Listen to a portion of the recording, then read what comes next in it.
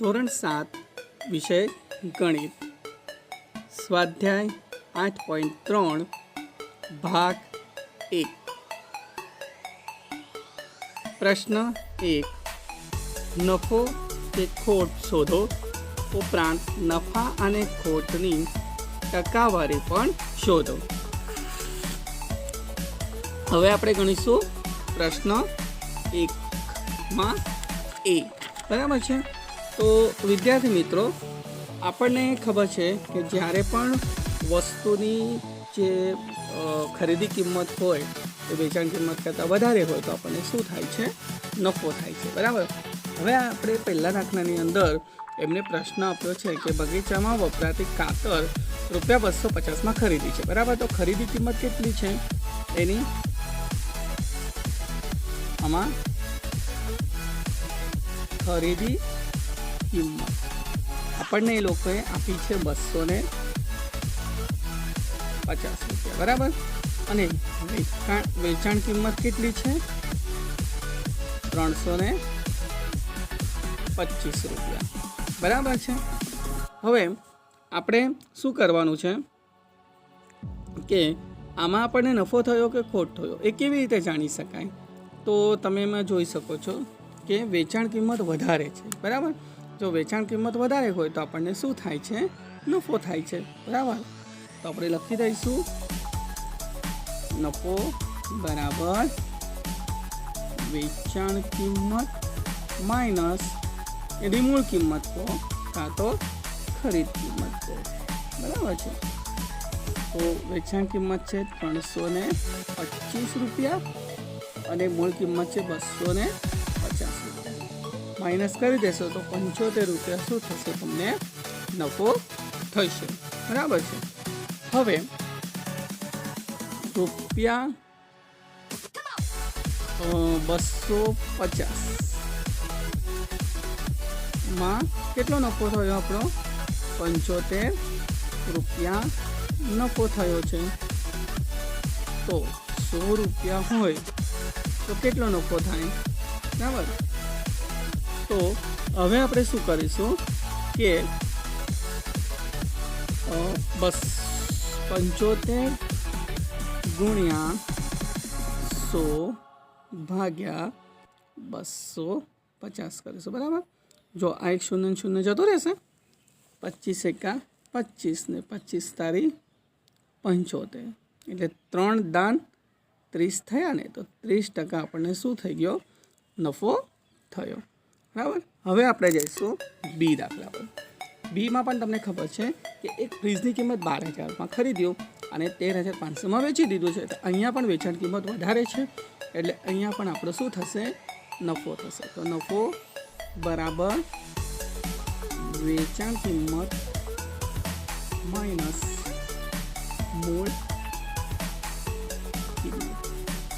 તો વેચાણ કિંમત છે 13,500 અને ફ્રીજ ખરીદ્યું છે 12,000 મૂળ કિંમત।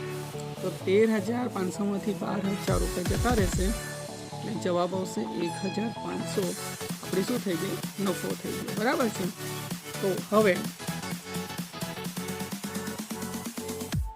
₹4,500 બરાબર 1,500 શું હતો? આપણો નફો હતો।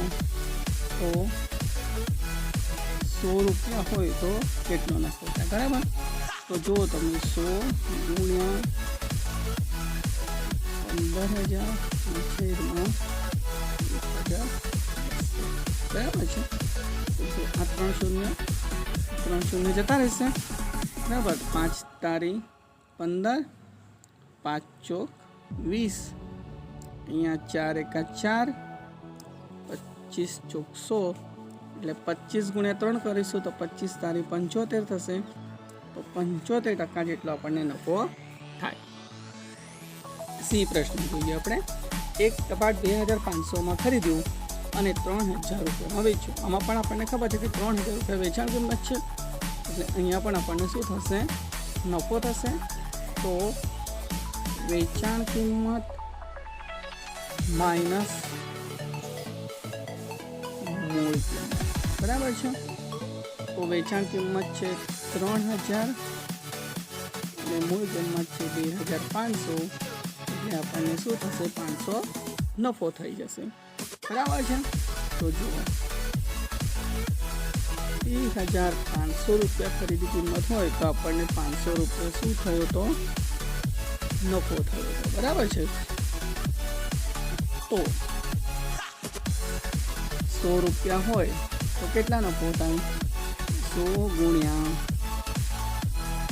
100 ના છેદમાં 2000, 2 જતા રહેશે, 25 એકા 25, 25 દુ 50 ને 0, એટલે શું થશે 20% આપણને શું થશે નફો થાય।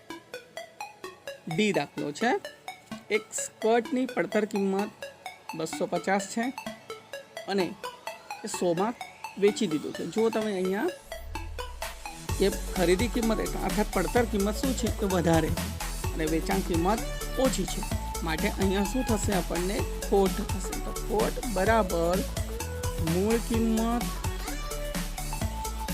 માઇનસ વેચાણ કિંમત। તો મૂળ કિંમત 250, વેચાણ કિંમત 150, બરાબર છે। તો આપણને 100 રૂપિયા થાય, બરાબર।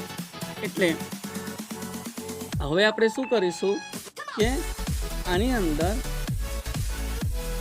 આપણે સૌથી પહેલાં રૂપિયા 250 પર 100 રૂપિયા શું થઈ ગઈ આપણને ખોટ ગઈ, તો 100 રૂપિયા પર કેટલું, એટલે 100 ગુણ્યા 100 ભાગ્યા 250, 0 0 જતું રહેશે, 25 ચોક 100, 40% આપણને શું થઈ ગયો ખોટ ગઈ। તો વિદ્યાર્થી મિત્રો અહીંયા આપણે આમ પહેલો પ્રશ્ન પૂરો થાય છે। Thank you.